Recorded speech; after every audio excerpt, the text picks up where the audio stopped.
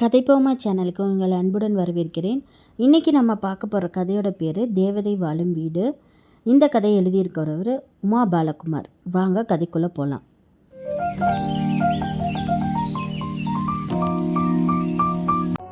எதிரில் தெரிந்த சுவற்றில் தாமும் முகம் அறியாத ஒரு இளைஞனும் ஒரு படையில் அணைத்தாற்போல் புனுகையுடன் அமர்ந்திருப்பது போன்ற ஒரு புகைப்படத்தை கண்டவுடன் இதயம் படபடவென அடித்து கொண்டது பவிக்கு.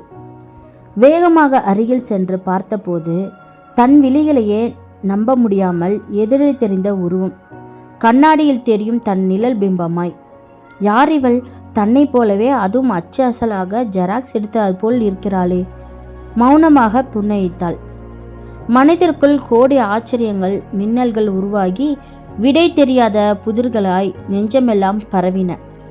பார்வை மட்டும் அந்த புதிய மனிதனிடம் நிலைத்து வேகமாய் அவனை அளவிட்டது. அன்று புரியாத பல விஷயங்கள் இன்று புரிய ஆரம்பிக்க உள்ளே கலங்கலாய் பிரத்யூஷின் நினைவு. ஓ, இந்த பெண்ணை பார்த்த பின்புதான் என்னிடம் பிரத்யூஷ் அப்படி நடந்து கொண்டாரோ என்ற ஒரு உணர்வு. அம்மா, தாத்தாவையும் பாட்டையும் நான் ரொம்ப விசாரிச்சதா சொல்லுங்க. இந்த கவரில் 2 ஃபிலிம் ரோல் இருக்குது, அதையும் சேர்த்து டெவலப் பண்ணி வச்சுருங்க என்று கொடுத்துவிட்டு திரும்பியவள் விழிகள் மீண்டும் அந்த புகழ்படத்தில். பிரத்யூஷின் மனமாற்றத்துக்கு இந்த பெண் மட்டுமே காரணமாய் இருந்திருக்க முடியும் என்ற எண்ணம் அவளுக்குள் உறுதியாய் பரவி சிறு நம்பிக்கையாகவும் புரண்டது. விடை பெற்று காரில் புறப்பட்டவள் சீதாவை கெஸ்ட் ஹவுஸில் இறக்கிவிட்டு முக்கியமாக ஒருவரை பார்க்க வேண்டியிருப்பதாக கூறிவிட்டு கிளம்பினாள்.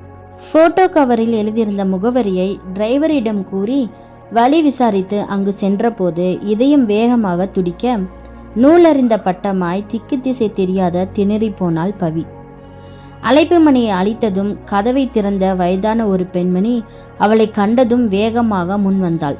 கல்பனா, எப்படா வந்த? போன வாரம் ஃபோன் பண்ணினப்ப கூட சொல்லலையே, மாப்பிள்ளை வரலையா? வாஞ்சையுடன் அணைத்து கொண்டார். பல வருடங்களுக்கு முன்பு இறந்து போன தன் பாட்டியின் பரிவும் அன்பும் நினைவுக்கு வந்தது. பவியின் நெஞ்சம் நெகிழ்ந்தது. சிறிது நேரம் கழித்து அவளை விடுவித்தவர், என்னடா இப்படி இழைச்சி போயிட்ட? டயட்டா இல்லை வேற எதுவும் கவலையா? நான் தான் சொல்லியிருக்கேனே குழந்தை இல்லைன்னு வருத்தப்படக்கூடாதுன்னு என்றபோது அவளால் பேசாமல் இருக்க முடியவில்லை. பாட்டிமா, நான் உங்கள் கல்பனா இல்லை, என் பேர் பவித்ரா. நான் உங்களோட கொஞ்சம் பேசலாமா? அவள் கேட்டதும் அதிர்ந்தவுடன் பின்வாங்கினாள். புதிதாக ஒரு கலக்கம். முகம் வேகமாக மாறிவிட யோசனையுடன் அவளை உள்ளே அழைத்துச் சென்று அமர வைத்தார். வேகமாக உள்ளே சென்றார். மறுகணமே ஒரு முதியவருடன் அவர் வெளியே வர எழுந்து வணங்கினாள் பவி. கவரை அவரிடம் கொடுத்தாள். அவர் பார்வையும் நம்ப இயலாத பிரமிப்புடன் அவளையே நோக்கினார். உன் பேர் என்னன்னு சொன்ன? அழுத்தமாய் வந்தது அவர் குரல். என் பேர் பவித்ரா. நான் ஒரு ப்ராஜெக்ட் விஷயமா இங்கே வந்திருக்கேன். இன்னைக்கு ஸ்டுடியோவுக்கு போனப்போ அந்த ஃபோட்டோவை பார்த்தேன். நான் தான் அவங்கன்னு நினச்சி அந்த கடைக்காரர் எங்கிட்ட இந்த கவரை கொடுத்து விட்டார். அப்புறம்தான் உங்களை பார்க்கலான்னு நேரில் வந்தேன். அப்படியே உங்ககிட்ட கொஞ்சம் பேசிட்டு போகலான்னு வந்தேன். என்ன தெரியணும் உனக்கு? அந்த பொண்ணு யாருன்னு? அவன் என் பேத்தி கல்பனா, வெளியூரில் இருக்கா. போதுமா? நீ கிளம்பலாம். அவளை விரட்டும் தொனியுடன் கடுமையாய் இணைந்திருந்தது அந்த குரலில். உடனே அந்த பெண்மணி முன்னால் வந்து, ஒரு நிமிஷம், உன் அம்மாவோட பேர் என்னன்னு சொல்ல முடியுமா? யோசனையுடன் கேட்டார். வண்டார்குழலி. அப்பா பேரு கதிரவேலு. இங்கே பக்கத்தில் கிராமம்தான், எங்கள் சொந்த ஊர். அங்கே எங்களுக்கு ஒரு பூர்வீகமான பங்களா இருந்தது என்னும் போதே இடைமறித்த அந்த பெண்மணி, செங்கமலம் தானே உன் பாட்டி என்றார் கேள்வியாக. ஆமாம், எங்கள் பாட்டி உங்களுக்கு தெரியுமா? எனக்கு கல்பனா யாருன்னு மட்டும் தெரிஞ்சா போதும் பாட்டிமா, ப்ளீஸ். கெஞ்சி பழக்கம் இல்லாததால் மெதுவாக கேட்டாள். உங்கள் பாட்டிக்கிட்ட போய் கேளு, அவங்க எல்லாமே சொல்லுவாங்க. அவங்க இப்போ உயிரோட இல்லை, அப்பாவும் இறந்துட்டாங்க. என்ன மாதிரியே ஒருத்தரை ஃபோட்டோவில் பார்த்தவுடன் தாங்க முடியாமல் ஒரு ஆர்வத்தில் தான் நான் இங்கே வந்தேன், தவிப்புடன் சொன்னாள். இருவரும் முகமும் பாறையாய் இறுகி இருக்க, நீ கல்பனாவை பற்றி உங்கள் அம்மா கிட்ட தானே கேட்கணும். மெதுவாக எழுந்து கை கூப்பினாள் பவி. கல்பனாவோட அட்ரஸ் மட்டும் கொடுத்தீங்கன்னா நான் நேரில் போய் பார்த்துக்குவேன். அவள் விழிகளில் தெரிந்த வேதனையும் தேடலும் இருவரையும் ஒரு கணம் அசைந்தன. சிறிது நேரம் யோசனைக்கு பிறகு, என் மக கோயம்புத்தூரில் இருக்கா, அவ பொண்ணு தான் கல்பனா. ஆனால் அங்கே உனக்கு தேவையான விவரம் கிடைக்கும்னு எனக்கு தோணலை என்று கூறிவிட்டு ஒரு முகவரியை எழுதி கொடுத்தார். அவர்களுக்கு நன்றி கூறி வணங்கி அந்த முகவரியை வாங்கி விடை பெற்று வெளியே வந்தபோது மனம் ஆழ்கடலில் ரகசியத்தை அறிய துடிக்கும் ஆர்வத்துடன் படபடப்பாய் இருந்தது. அன்று இரவு உறக்கமே வராமல் ஏதோ ஒரு விடுகதையின் புதிரை தெரிந்து கொள்ளும் ஆர்வம் மனதில். ஒரு சிக்கலான நூல்கண்டின் நுனியாவது கிடைத்துவிட்டதே என்ற நிம்மதியும். மறுநாள் காலையிலேயே கிளம்பி பங்களாவிற்கு சென்று நடந்து கொண்டிருந்த வேலைகளை கவனித்தாள்.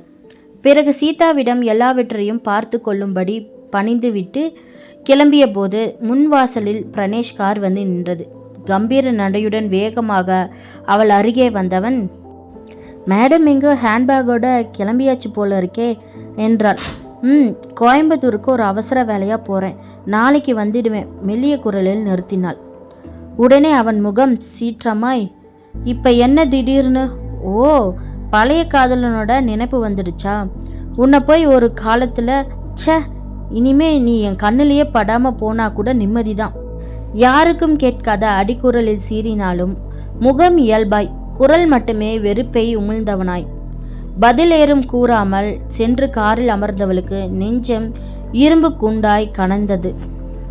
முன்பு எவ்வளவு நேசத்துடனும் சிரிப்பு கேலியுமாயிருந்தவன் இன்று இப்படி அணுக முடியாத பனிப்பாறையாக மாறிவிட்டானே என்ற நினைவு வெறும் சோகமாய். இதற்கு காரணம் அந்த கல்பனா யாரென்று கண்டுபிடிக்க வேண்டும். அன்று தாங்கள் இருவரும் பிரிவதற்கு முதல் நாள் அந்த பெண்ணை பார்த்துவிட்டுதான் தான் என்று பிரத்யூஷ் நினைத்திருக்க வேண்டும். அவன் காரணமின்றாமல் கோவப்பட்டு தன்னை விலகவில்லை என்ற உண்மையும் தவிப்புமாய் பரவி உயிர் வரை தாக்கியது. அது மட்டும் உண்மையாயிருந்திருந்தா பிரணேஷிடம் சென்று, நீ நினைப்பது போல நான் ஒன்றும் ரெட்ட வேடம் போயிருக்கிற மாயக்காரி இல்லை, இன்று வரை பவித்திரமாய் முதல் காதலை மட்டுமே மனதில் சுமக்கும் உத்தம பெண் என கூற வேண்டும் போல் ஒரு உணர்வு. எனக்கு மட்டும் ஏன் இப்படி? நான் என்ன தவறு செய்தேன்? இதயத்திற்குள் ஒரு பெரும் கேள்வி ஜெனித்த காரில் அமர்ந்து கண்ணை மூடி ஓய்வெடுத்தாள் பவி. பவித்ரா சொன்ன மாதிரியே அந்த பொண்ணு யாருன்னு அவங்க கண்டுபிடிச்சிருவாங்களா அப்படிங்கிறத அடுத்த கதையில் தெரிஞ்சுக்கலாம். அதுவரை காத்திருங்க. இந்த கதை உங்களுக்கு பிடிச்சிருந்துச்சுன்னா லைக், ஷேர், கமெண்ட், சப்ஸ்கிரைப் பண்ணிடுங்க.